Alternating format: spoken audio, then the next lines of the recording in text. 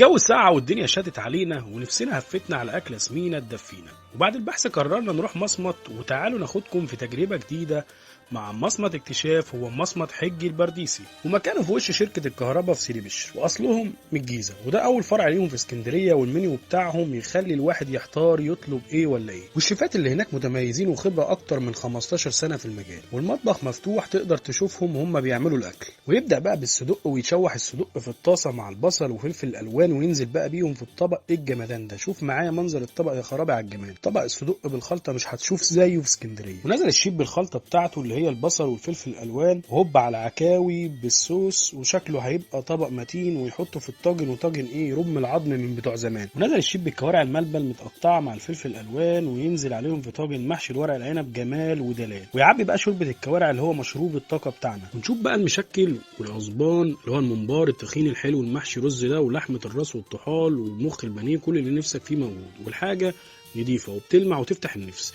ده مش اكل، ده الماظ ولا ايه؟ طبق المشكل الفي اي بي حاجه فخمه، والاكل طازه وجوده عاليه ونظافه مفيش زيها. مصمت حجي البرديسي جاي يقلب اسكندريه ويثير الجدل عند الاسكندرانيه. وها هي سفرتنا الاصيله اكتملت. طبق المشكل لطاجن المحشي بالكوارع، لطاجن الصدق، لطاجن العكاوي. وبعد ما كلنا بعينينا نبدأ ندوق بقى ونشوف الأكل الحلو ده بيقول إيه. نبدأ بقى ندوق شوربة الكوارع اللي هو مشروب الطاقة. واحد شوربة عافي، نعصر عليه الليمون بقى وندوق. لا بجد يستاهل. دخلت على المحشي مع الكوارع وفلفل الألوان تحفة بصراحة. كوارع نضيفة ومستوية، والورق العنب طعمه لذيذ قوي. ودخل رحمة على عكاوي طرية ومستوية، والصوص بتاعها طعمه حلو وحبيته جدا. تعالوا بصوا معايا مستوية ازاي وبتدوب. جربنا بقى الملوخية، كانت خفيفة سنة بس جميلة قوي قوي، وأول مرة أدوق الملوخية بالطعم ده. وندخل بقى على محبوب الجماهير طبق المشكل، وياكل نصر. وكان جامد ويغمس في الطحينة ويضرب، طعمه حلو بس كان نقصه سنة سوا. ودخل نصر على طاجن الصدق، وكان جاحد وخلطته في حتة تانية خالص. كل حاجة في الطاجن تحس بطعمها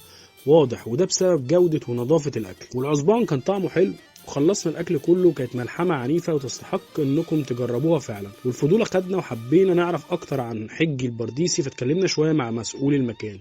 عايزين نسألك كده على كام حاجة. اتفضل طبعا. انتوا لكم فروع تانية غير الفرع اللي هو الجديد ده اللي هنا في سيدي بشر؟ احنا لينا 4 فروع في الجيزة، في فيصل، في شارع العشرين، في حدائق الأهرام، في الوفاء والأمل فيصل برضه، في الهرم.